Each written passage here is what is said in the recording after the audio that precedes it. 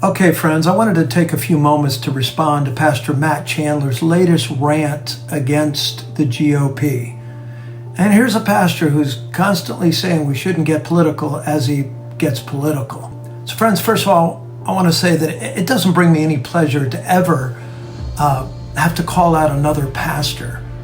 But staying silent while pastor after pastor seemingly abandons all common sense and biblical principles in order to get their woke certificate from progressive Christian leaders, an oxymoron if ever there was one, well, it is, as they say, how we got here in the first place.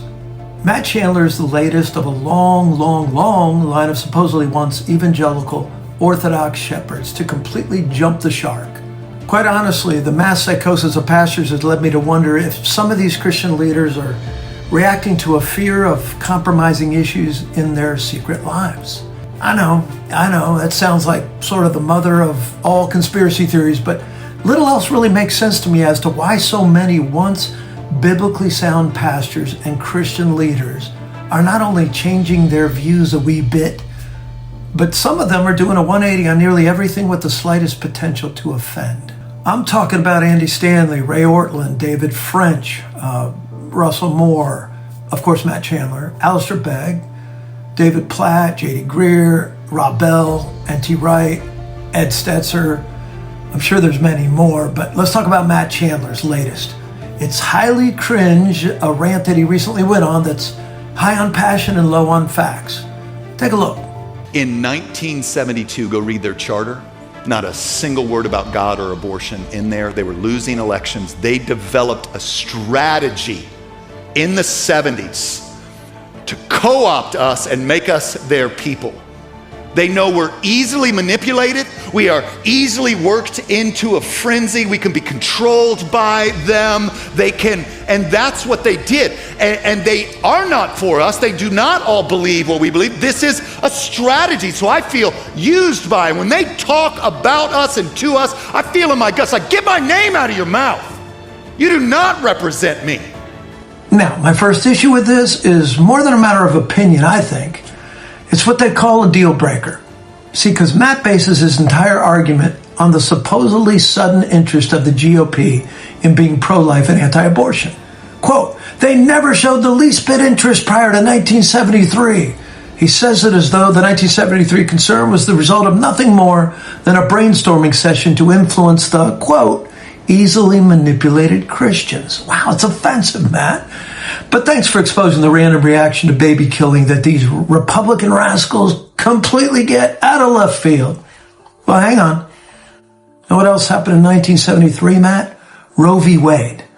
In other words, Matt, there was no reason to sound the alarm prior to 1973 because abortion was completely illegal. Did you really not know this? It's like being completely flabbergasted about the early American founders' odd obsession with war in 1776. What a bizarre, disconnected, out-of-the-blue movement that seemed like. And it was contagious, too. Not only were pre-Americans obsessed with war, but all the way across the pond, the entire nation of England seemed to suffer from a similar obsession. I mean, what else was going on in 1776 that could explain this strange, neurotic behavior? Well, the Declaration of Independence comes to mind. So let's assume you were aware of the starting point of Roe v. Wade and just left it out of your passionate rant, matched only, come to think of it, by Mel Gibson's character in Braveheart as he rallied the outnumbered Scots to fight the English. I think his decibel level was about the same.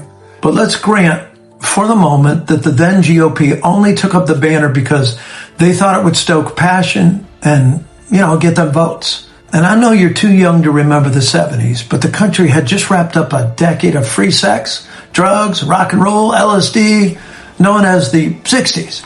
So anything restrictive that even smelled in the least like limiting personal rights and freedom of choice wouldn't have been a winning strategy, Matt.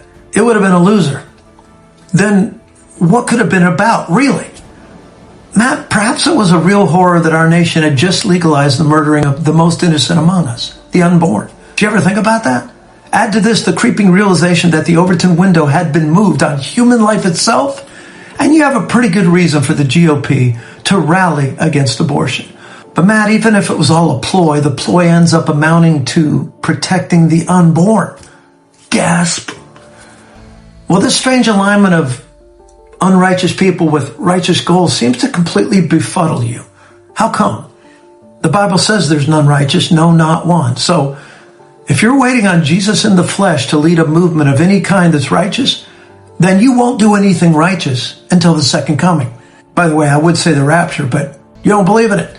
So like a poorly overthrown pass, it'll go right over your head. Bottom line, your decibel level reaches a crescendo as you scream from the safe space of your church at an imaginary foe to keep your name out of their mouths. I'm sure they will gladly comply, Matt, so long as you keep the term evangelical Christian out of yours. Well, listen, this has been Pastor Rob Singleton with a not so fun challenge to Matt Chandler. Until next time, peace.